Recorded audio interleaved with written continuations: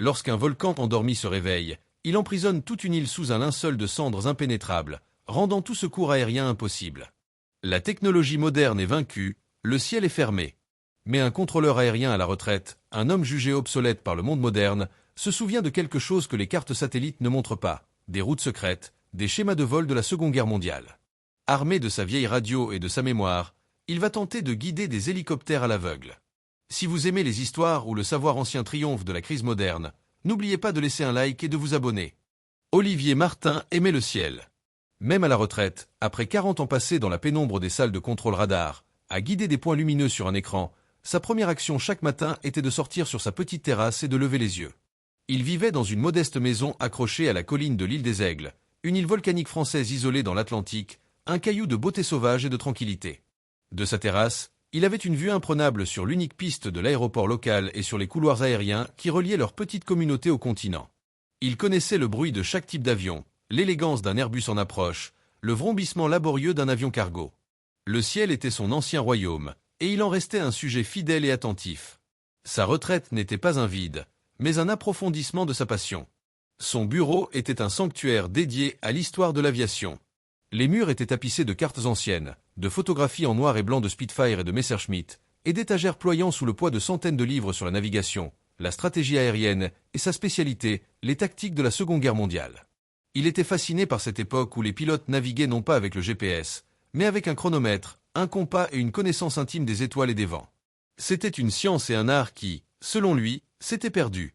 À côté de ses livres, trônait son autre passion, une station de radio amateur sophistiquée, son lien avec le monde. Il passait des heures à discuter avec d'autres passionnés, des pilotes, des marins, des ingénieurs, partageant des informations techniques, des histoires. Le volcan de l'île, le Souffleur, était considéré comme éteint depuis plus de 300 ans. C'était une attraction touristique, une montagne majestueuse dont le sommet offrait des vues spectaculaires. Mais ce matin-là, le géant endormi commença à tousser. Une série de légers tremblements de terre secoua l'île, faisant vibrer les verres dans les placards d'olivier. Puis, une fine colonne de vapeur s'éleva du sommet. Au début, les autorités se voulurent rassurantes. C'était une activité phréatique mineure, une simple manifestation de la chaleur résiduelle du volcan. Mais Olivier, qui connaissait la montagne et ses humeurs, sentit une inquiétude sourde. L'éruption commença véritablement 3 heures plus tard, sans autre avertissement. Ce ne fut pas une explosion de lave spectaculaire, mais quelque chose de plus insidieux. Avec un grondement profond et prolongé, le volcan projeta une immense colonne de cendres volcaniques à plus de 10 km dans l'atmosphère. Le panache, d'un gris sombre et menaçant, commença à s'étendre, poussé par les vents dominants, recouvrant lentement l'île d'un voile sombre. La conséquence fut immédiate. L'aéroport fut fermé. L'espace aérien fut déclaré zone d'exclusion totale. La cendre volcanique, composée de particules de roche et de verre microscopiques, est un poison mortel pour les réacteurs d'avion. Elle peut les étouffer en quelques minutes. En l'espace d'une heure, l'île des Aigles, dont la survie dépendait entièrement de ses liaisons aériennes pour le ravitaillement, le courrier, les urgences médicales, fut complètement coupée du monde. Le ciel, le royaume d'Olivier, venait de se fermer. Un silence étrange et oppressant s'abattit sur l'île, un silence seulement troublé par le bruit doux et incessant de la cendre qui tombait, recouvrant tout d'une fine couche de poussière grise. Olivier resta sur sa terrasse, regardant le ciel devenir de plus en plus sombre, sentant la fine poussière sur sa peau, goûtant l'odeur de soufre dans l'air. Il n'était plus un simple observateur. Il était un prisonnier. Et son île était devenue une prison à ciel ouvert. Les jours qui suivirent l'éruption furent une lente descente dans l'isolement et l'angoisse. La cendre ne cessa pas de tomber. Elle forma une couche épaisse et grise sur les routes, les toits, les arbres, transformant le paysage luxuriant de l'île en une scène lunaire et monochrome. Le soleil devint un disque pâle et lointain, à peine visible à travers le nuage permanent, plongeant l'île dans un crépuscule perpétuel. La vie s'arrêta. Les écoles fermèrent, les magasins, après avoir été dévalisés, baissèrent leurs rideaux. L'électricité, fournie par une centrale au fioul qui dépendait des livraisons par bateau, commença à être rationnée. L'eau potable devint une préoccupation majeure, la cendre menaçant de contaminer les réservoirs. Mais la plus grande peur était l'isolement médical. L'île n'avait qu'un petit dispensaire, incapable de gérer des cas graves. Toute urgence médicale nécessitait une évacuation par hélicoptère vers le continent. Et maintenant, c'était impossible. Les autorités, représentées par le préfet de l'île, un bureaucrate compétent mais dépassé par l'ampleur de la crise, tentèrent de rassurer la population. Des communiqués étaient lus à la radio locale, parlant de l'arrivée imminente de navires de la marine avec des provisions et des experts. Mais tout le monde savait que la mer, agitée en cette saison, rendait l'approche de l'île difficile et dangereuse. La seule véritable solution était la voie des airs. Et la voie des airs était fermée. Les experts en aviation et en météorologie, interviewés à la télévision nationale, étaient unanimes. Voler dans un nuage de cendres volcaniques était un suicide. La cendre n'était pas seulement abrasive pour les moteurs, elle était aussi invisible pour les radars. Un hélicoptère volant à l'intérieur du nuage serait complètement aveugle, incapable de voir les reliefs de l'île ou les autres appareils. La situation atteignit un point de crise le 4e jour. Une jeune femme enceinte, dans un village isolé de la côte ouest, entra en travail prématurément et souffrait de complications graves. Elle avait besoin d'une césarienne d'urgence, une opération impossible à réaliser au dispensaire local. Sa vie et celle de son bébé étaient en jeu. Le médecin du dispensaire lança un appel désespéré par radio, demandant une évacuation sanitaire. La réponse du préfet fut un verdict de mort. Toute tentative de vol est impossible. Nous ne pouvons pas risquer la vie d'une équipe de secours pour une mission sans aucune chance de succès. Olivier, écoutant la conversation sur sa radio, sentit une rage impuissante monter en lui. Il connaissait ce médecin, il connaissait cette famille. Il ne pouvait pas accepter cette fatalité. Il regarda par sa fenêtre le monde gris et silencieux. L'air était saturé de cette poussière fine qui représentait une barrière infranchissable pour la technologie moderne. Ses anciens collègues, les contrôleurs aériens du continent, devaient regarder leurs écrans radars, voyant une immense zone vide et impénétrable là où se trouvait son île. Pour eux, le ciel était fermé. Mais Olivier savait que le ciel n'est jamais vraiment vide. Il est rempli de courants, de textures, de chemins invisibles pour ceux qui ne savent pas où regarder. Sa frustration se mua en une concentration intense. Il se leva et se dirigea vers sa bibliothèque. Il y avait une absurdité dans la situation qui le rongeait. Des hommes avaient volé pendant la Seconde Guerre mondiale, de nuit, dans le brouillard, sans radar, sans GPS, guidés par des techniques que le monde moderne avait jugées obsolètes. Et ils y étaient arrivés. Comment? Cette question tournait en boucle dans son esprit. Il laissa ses doigts courir sur les dos usés de ses livres, cherchant quelque chose, il ne savait pas quoi exactement. Un souvenir, une idée, une inspiration. Son regard s'arrêta sur un volume particulier, un livre à la couverture modeste, presque austère, intitulé Ciel secret de la Libération, les opérations aériennes clandestines en France, 1941 à 1944. Il le sortit de l'étagère, soufflant une fine couche de poussière. Il l'ouvrit, et une porte sur le passé, et peut-être sur l'avenir, commença à s'entr'ouvrir. Le livre était une étude académique dense, remplie de cartes, de diagrammes et de témoignages déclassifiés. Olivier l'avait lu des années auparavant, fasciné par l'ingéniosité et le courage des pilotes de la Royal Air Force et des forces aériennes françaises libres qui avaient mené des missions clandestines au-dessus de la France occupée. Il commença à le feuilleter, ses doigts s'arrêtant sur un chapitre particulier, la navigation aveugle, les couloirs fantômes.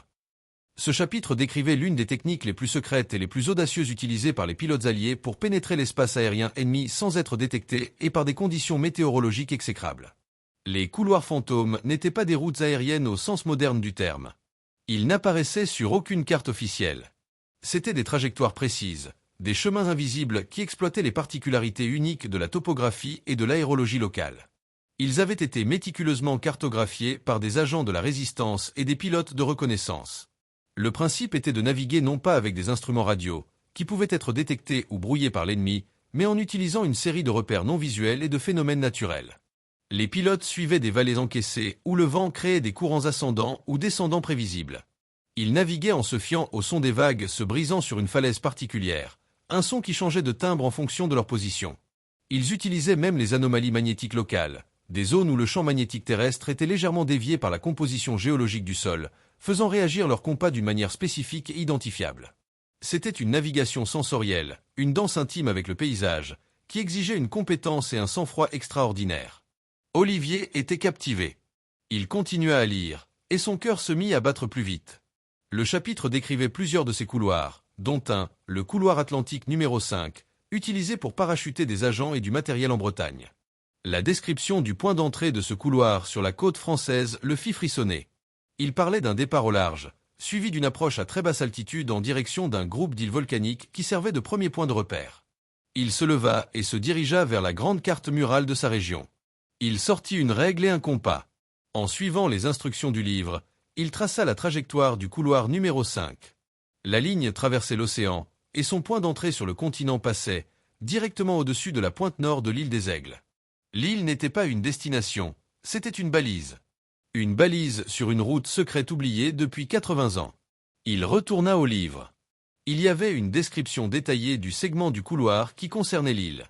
L'approche se fait face à l'est. Le pilote doit maintenir une altitude de 200 mètres. Il détectera d'abord une turbulence causée par les courants rabattants du pic du Diable. Immédiatement après, il devra virer au cap 125 et suivre la ligne de côte. Le son du ressac sur les falaises de basalte de la côte nord produit un écho-radar de sol unique. Après 3 minutes de vol à cette allure, un fort courant ascendant, généré par la vallée du fleuve Salé, indiquera le point de sortie, où il faudra reprendre un cap à l'est vers le continent. C'était d'une précision incroyable. Ces pilotes, il y a 80 ans, avaient appris à lire le vent et le son de son île. Et ces phénomènes, les courants, les falaises, les vallées n'avaient pas changé. Ils étaient toujours là, cachés sous le linceul de cendres. Le nuage de cendres rendait les radars de bord inutiles, mais il ne pouvait pas effacer la topographie. Il ne pouvait pas arrêter le vent. L'idée qui se forma dans son esprit était si audacieuse, si folle, qu'il en eut le vertige. Et si ce couloir fantôme était toujours praticable? Et si un hélicoptère, volant à basse altitude et à faible vitesse, pouvait le suivre, non pas à la vue, mais aux instruments de base, un altimètre, un compas, et surtout, avec la voix d'un guide qui connaissait le chemin par cœur? Il était ce guide. Il n'avait jamais volé sur cette route, mais il l'avait dans sa tête. Il connaissait chaque col, chaque vallée, chaque falaise de son île. Il pouvait visualiser le chemin. Il pouvait être les yeux et les oreilles d'un pilote aveugle. C'était une chance infime, un pari contre la logique moderne. Mais c'était la seule chance pour la femme enceinte, pour tous les autres qui pourraient avoir besoin d'aide. Il se dirigea vers sa station de radio. Il n'allait pas appeler les autorités. Il le prendrait pour un fou. Il allait lancer un appel à ceux qui, comme les pilotes d'autrefois, savaient ce que signifiait de voler par instinct et par courage. Il allait lancer un appel dans le statique, en espérant qu'une âme courageuse l'entende. Olivier s'assit devant sa console radio, un assemblage hétéroclite mais puissant d'émetteurs-récepteurs, d'antennes et d'oscilloscopes qu'il avait lui-même construit et modifié au fil des ans. Il prit une profonde inspiration. Son plan était insensé, et il le savait. Il allait demander à un pilote de risquer sa vie, la vie de son équipage, et un appareil valant des millions d'euros, sur la base de sa seule parole et d'un texte vieux de 80 ans.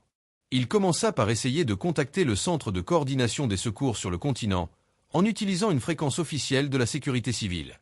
Après plusieurs tentatives, il réussit à obtenir une réponse, une voix fatiguée et stressée. Il se présenta, ici Olivier Martin, contrôleur aérien à la retraite, depuis l'île des Aigles. Il expliqua son plan, calmement, méthodiquement, décrivant le concept des couloirs fantômes, la route qu'il avait identifiée et la possibilité de guider un hélicoptère à travers le nuage de cendres. Le silence à l'autre bout de la ligne fut long. Puis la réponse tomba, froide et bureaucratique. « Monsieur Martin, nous apprécions votre initiative, mais ce que vous proposez est de la pure folie. Nous ne pouvons autoriser aucun vol dans la zone d'exclusion. Les conditions sont classées non volables. C'est de la fiction, monsieur. Nous nous fions aux données radars et satellites, pas à des histoires de la guerre. N'encombrez plus cette fréquence, s'il vous plaît. Terminé. » La communication fut coupée. La frustration et la colère montèrent en Olivier. Ces gens, dans leur bureau sécurisé, étaient aveuglés par leur dépendance à une technologie qui était actuellement inutile. Ils préféraient laisser des gens mourir plutôt que d'envisager une solution non conventionnelle. Il comprit qu'il n'obtiendrait rien par les canaux officiels. Il devait les contourner. Il changea de stratégie. Il régla sa radio sur les fréquences aéronautiques d'urgence, celles que tous les pilotes sont tenus de surveiller, même lorsqu'ils sont au sol. Il lança un appel général, un appel à tous, ne sachant pas si quelqu'un l'entendrait, ni qui pourrait l'entendre. Appel à tous les aéronefs sur la fréquence 121.5. Ici station amateur F4 ABC, Olivier Martin, depuis l'île des Aigles. Je m'adresse à tout pilote d'hélicoptère actuellement cloué au sol sur la base de Lorient ou de Brest. J'ai une route sécurisée pour traverser le nuage de cendres et effectuer une évacuation sanitaire d'urgence. Je répète, j'ai une route sécurisée. Il répéta son message, encore et encore, sa voix se perdant dans le grésillement de l'éther. Pendant près d'une heure, il n'eut aucune réponse. Il commença à perdre espoir. Son idée était peut-être vraiment folle. Puis, une voix répondit. Une voix de femme, calme et professionnelle, mais avec une pointe de curiosité. Station F4 ABC, Ici l'hélicoptère Dragon 56 de la sécurité civile. Nous vous recevons faiblement. Veuillez répéter votre message. Terminé. Le cœur d'Olivier fit un bond. Dragon 56. L'un des meilleurs équipages de sauvetage de la région. Dragon 56, ici F4 ABC. Je vous reçois 5 sur 5. Je suis un contrôleur aérien à la retraite sur l'île des Aigles. La situation médicale ici est critique. J'ai identifié un couloir de vol à basse altitude basé sur des cartes de la Seconde Guerre mondiale, qui exploite les vents de surface et les repères topographiques pour une navigation sans visibilité. Je peux vous guider vocalement à travers le nuage de cendres. Il y eut un autre long silence. Il pouvait imaginer l'incrédulité dans le cockpit de l'hélicoptère. Une femme qui se présente comme capitaine Eva Rousseau prit la parole. F4 ABC, nous apprécions votre intention, mais nos instruments de vol et nos radars sont inopérants dans la cendre. Un vol à l'aveugle dans une zone montagneuse est impossible. Négatif, capitaine, répondit Olivier avec assurance. Vous ne volerez pas à l'aveugle. Je serai vos yeux. Vos instruments de base, altimètre, compas, anémomètre fonctionneront. Je vous donnerai des caps, des altitudes et des temps de vol précis, basés sur des phénomènes physiques constants. Ce n'est pas de la magie, c'est de la navigation à l'ancienne. Il sentait qu'il avait piqué sa curiosité. Il avait une chance. Il devait la convaincre. La conversation qui s'ensuivit fut l'une des plus intenses et des plus importantes de la vie d'Olivier. Pendant près de 30 minutes, lui et la capitaine Eva Rousseau engagèrent un dialogue technique et serré par-dessus les ondes radio crépitantes. Eva était sceptique, mais elle était aussi une professionnelle. Elle ne rejeta pas son idée d'emblée, mais la soumit à un interrogatoire rigoureux. « Monsieur Martin, commença-t-elle, décrivez-moi précisément le premier segment de votre couloir. » Olivier, son vieux livre ouvert devant lui, commença sa description. Vous approcherez de l'île par l'ouest, cap au 90. À environ 5 km de la côte, vous descendrez à une altitude de 200 mètres.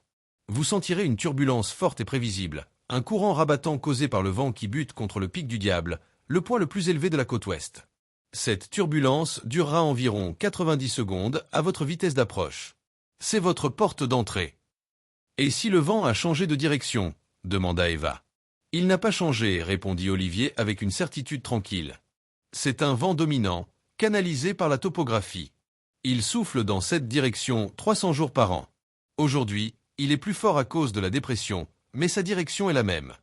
Vos instruments de bord le confirmeront. Eva resta silencieuse un instant, consultant probablement ses propres données météorologiques. Admettons. Et après la turbulence? Immédiatement après la turbulence, vous virez au cap 125 et descendrez à 150 mètres. Vous longerez la côte nord. Vous ne la verrez pas, mais vous l'entendrez. Le son du ressac qui se brise sur les falaises de basalte de la côte nord a une signature sonore unique. C'est une côte très abrupte. Si vous avez un équipement acoustique, même simple, vous le percevrez comme un écho grave et constant sur votre droite. Ce sera votre rail de guidage. Olivier pouvait presque sentir la concentration d'Eva à l'autre bout de la ligne. Il ne lui parlait pas comme à une amatrice. Il lui parlait comme à une égale, lui fournissant des données techniques, des points de repère vérifiables, même s'ils étaient non visuels. Il continua à dérouler la route, décrivant chaque virage, chaque changement d'altitude, chaque phénomène aérologique avec une précision encyclopédique. Il lui expliqua comment, après un certain temps de vol, le bruit du ressac serait remplacé par le silence, indiquant qu'elle survolait une baie sablonneuse. Ce serait son signal pour commencer à virer vers l'intérieur des terres. Il lui parla du fort courant ascendant qu'elle rencontrerait en passant au-dessus de la vallée du fleuve Salé, un courant thermique généré par la différence de température entre la vallée et les plateaux environnants. C'était une navigation d'une finesse et d'une complexité incroyables, une chorégraphie aérienne basée sur une connaissance intime et multisensorielle du terrain. C'est incroyablement détaillé, admit finalement Eva, sa voix trahissant une pointe d'admiration. Mais c'est aussi incroyablement risqué. Mon équipage et moi, nous mettons nos vies entre vos mains, sur la base de votre seule voix. Je le sais, capitaine, répondit Olivier, sa propre voix empreinte d'une gravité solennelle. Je ne vous demanderai pas de prendre ce risque si je n'étais pas absolument certain de ce que j'avance. Je connais cette île et ce ciel comme ma propre maison. J'ai passé ma vie à guider des pilotes. La seule différence, c'est qu'aujourd'hui, je le ferai avec mes souvenirs et mes cartes, plutôt qu'avec un écran radar. Il y eut un long silence. Olivier attendit, son cœur battant à tout rompre. Il avait tout donné. La décision appartenait maintenant à la jeune femme de l'autre côté de l'Atlantique. Finalement, la voix d'Eva revint, net et décidé. Très bien, monsieur Martin. Donnez-moi 10 minutes pour préparer mon équipage et faire le plein. Transmettez-moi les coordonnées exactes du point de rendez-vous pour l'évacuation. Dragon 56 va tenter une sortie. Que Dieu nous vienne en aide. Le pacte de confiance était scellé. Un pacte entre une pilote de la nouvelle génération, formée à la technologie, et un contrôleur de l'ancienne école, armé de son savoir oublié.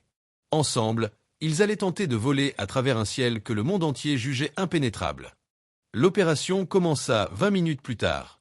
À l'intérieur de l'observatoire, Olivier était assis devant sa console radio, le vieux livre ouvert à la bonne page, une grande carte topographique de l'île étalée devant lui, éclairée par une simple lampe de bureau.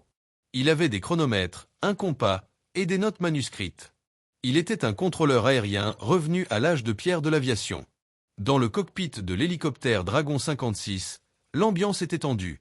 Le capitaine Eva Rousseau était aux commandes, son copilote et un médecin urgentiste à ses côtés. Ils décollèrent de la base de l'Orient dans un ciel clair, mais au loin, le mur de cendres du Karimov se dressait comme une falaise grise et menaçante. F4 ABC, ici Dragon 56. Nous sommes en approche de la zone d'exclusion. Visibilité nulle dans moins de 5 minutes, annonça Eva, sa voix calme malgré la tension. Reçu, Dragon 56, répondit Olivier. Je vous ai. Maintenez le cap 90, altitude 200 mètres. Vous êtes la porte d'entrée du couloir numéro 5. Soyez prêts pour la turbulence. L'hélicoptère pénétra dans le nuage de cendres. Le monde extérieur disparut instantanément, remplacé par un brouillard gris et opaque. La cendre commença à crisser contre le pare-brise, un son angoissant de papier de verre. Les instruments de navigation modernes devinrent fous, les écrans affichant des données incohérentes. Eva passa en mode de pilotage manuel, se fiant uniquement à ses instruments de base, l'horizon artificiel, l'altimètre, le compas. « Je suis aveugle, Olivier, dit-elle, utilisant son prénom pour la première fois. Je suis vos yeux, Eva. Maintenez le cap. Vous devriez sentir la turbulence dans « maintenant ». Presque au même instant, l'hélicoptère fut secoué violemment, comme s'il avait heurté un mur invisible. Le copilote laissa échapper une exclamation de surprise. « C'est le pic du diable, dit calmement Olivier. Il est juste en dessous de vous. Maintenez le contrôle. Ça va durer 90 secondes. » Eva lutta avec les commandes, son visage perlant de sueur. La turbulence était exactement comme Olivier l'avait décrite. C'était réel. Une première vague de confiance la submergea.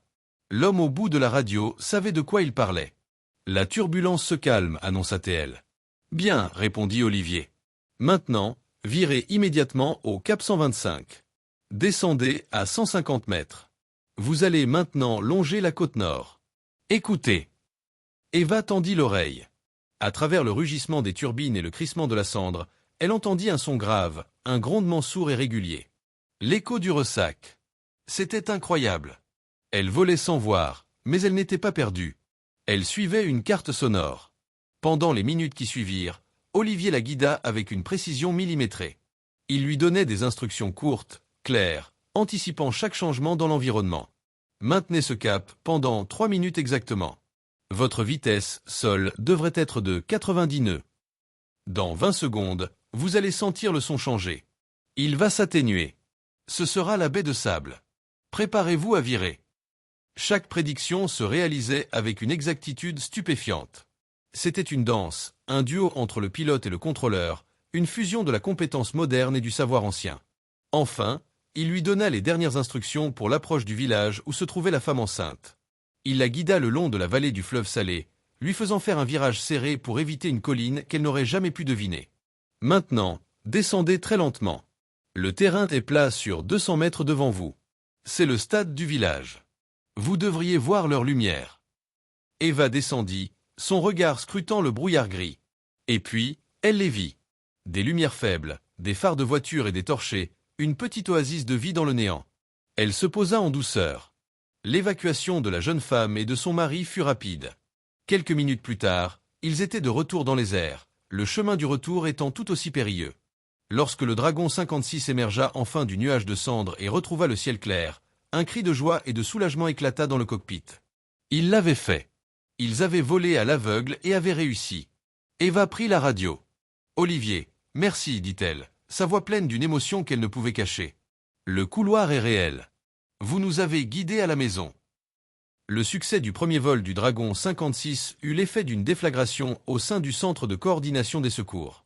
L'incrédulité initiale laissa place à une admiration stupéfaite, puis à une réévaluation complète de la situation. Le préfet, après avoir personnellement parlé à une capitaine Rousseau encore sous le choc mais dithyrambique au sujet d'Olivier, prit une décision sans précédent. Il nomma officiellement Olivier Martin, le contrôleur aérien retraité, coordinateur en chef des opérations de sauvetage aérien pour l'île des Aigles. Du jour au lendemain, l'excentrique qui parlait aux fantômes de la guerre était devenu le commandant de la plus audacieuse opération de sauvetage de l'histoire récente de la sécurité civile. Le modeste bureau d'Olivier se transforma en un centre de commandement miniature.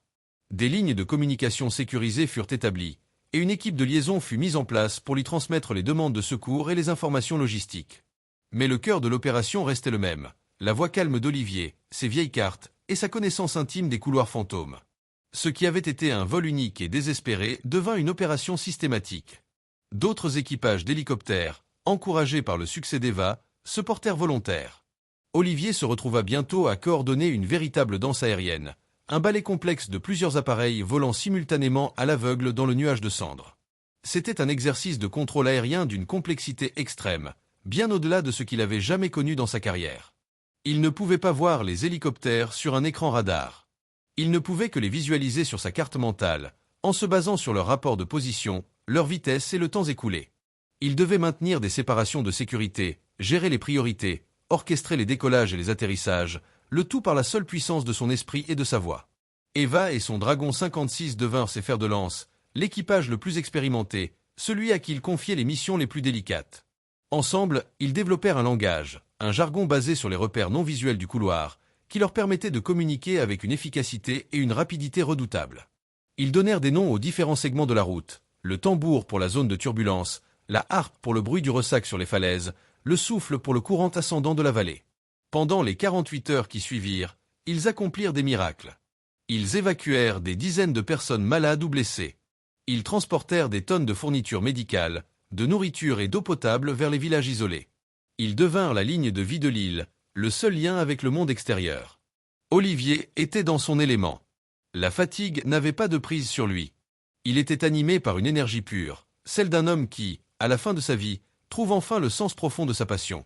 Chaque vie sauvée était une justification de ces décennies passées à étudier ces histoires inutiles. Chaque hélicoptère qui rentrait à la base était une victoire de l'intelligence humaine sur l'arrogance de la technologie. Les jeunes pilotes, au début, étaient nerveux, effrayés de confier leur vie à une voix désincarnée. Mais après leur premier vol guidé par Olivier, la peur laissait place à une confiance absolue, à un respect quasi mystique. Ils parlaient de lui comme du fantôme du contrôle, du vieux sage de la radio. Il était devenu une légende vivante, un homme qui pouvait voir dans le noir, un homme qui connaissait les secrets du vent. La danse des hélicoptères continua, un ballet incessant et périlleux dans le ciel gris, orchestré par un maestro invisible depuis sa petite maison sur la colline. Le 5e jour, le vent tourna enfin. La pluie commença à tomber, une pluie fine mais persistante, qui commença à laver l'atmosphère, à plaquer les cendres au sol. Le nuage volcanique, bien que toujours présent, perdit de sa densité. Des trouées de ciel bleu apparurent, et pour la première fois en une semaine, les habitants de l'île des Aigles virent le soleil. L'éruption du Karimov était terminée. Avec l'amélioration de la visibilité, les opérations de secours purent reprendre de manière conventionnelle. Des avions cargo purent se poser sur l'aéroport nettoyé en urgence, apportant des tonnes de ravitaillement. La crise était terminée. L'heure était au bilan et aux honneurs. Olivier Martin fut salué comme un héros national. Le préfet, les ministres et même le président de la République saluèrent son courage, son ingéniosité et son dévouement exceptionnel. Il fut décoré de la Légion d'honneur lors d'une cérémonie émouvante, en présence des pilotes et des personnes qui l'avaient sauvé. Mais Olivier, fidèle à lui-même, resta humble et discret face à cette avalanche de louanges. Il répétait à qui voulait l'entendre que le vrai courage était celui des pilotes, comme Eva Rousseau, qui avait accepté de lui faire confiance. L'histoire des couloirs fantômes fascina le monde de l'aviation. Des experts de l'armée de l'air et de l'aviation civile vinrent sur l'île pour étudier ces routes oubliées. Ils les survolèrent avec des équipements modernes, confirmant la précision stupéfiante des descriptions du livre de 1943 et des instructions d'Olivier. Ils découvrirent que ces couloirs, basés sur des phénomènes aérologiques et topographiques stables, constituaient des voies de navigation alternatives d'une fiabilité remarquable, même à l'ère du GPS. La folie d'Olivier avait ouvert un nouveau champ de recherche sur la navigation de secours. Quelques semaines plus tard, la vie sur l'île des Aigles avait presque repris son cours normal. Un après-midi, le capitaine Eva Rousseau, en civil, monta la colline jusqu'à la petite maison d'Olivier. Elle le trouva sur sa terrasse, un verre de vin à la main, observant le ciel. Ils restèrent un long moment en silence, regardant un Airbus entamer son approche vers l'aéroport. « C'est plus facile avec le radar, n'est-ce pas ?» dit finalement Eva avec un sourire. Olivier sourit à son tour. « C'est différent.